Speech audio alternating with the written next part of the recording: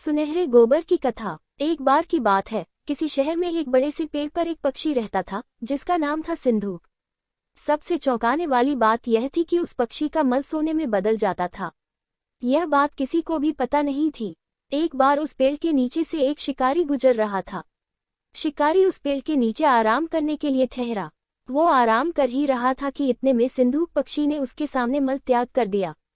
जैसे ही पक्षी का मल जमीन पर पड़ा, वो सोने में बदल गया। यह देखते ही शिकारी बहुत खुश हुआ और उसने उस पक्षी को पकड़ने के लिए जाल बिछाया। सिंधूक जाल में फंस गया और शिकारी उसे अपने घर ले आया।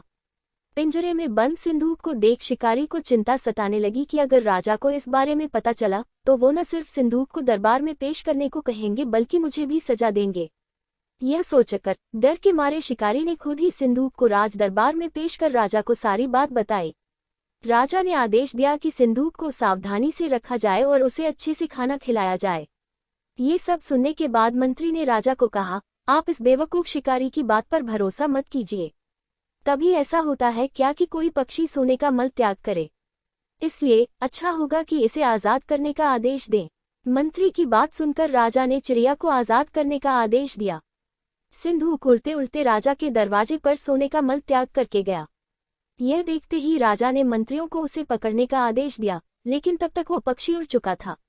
उड़ते उड़ते सिंधूक कह गया, मैं बेवकूफ था जो शिकारी के सामने मल त्याग किया। शिकारी बेवकूफ था जो मुझे राजा के पास ले गया। राजा बेवकूफ था जो मंत्री की बात में आ गया। सभी बेवकूफ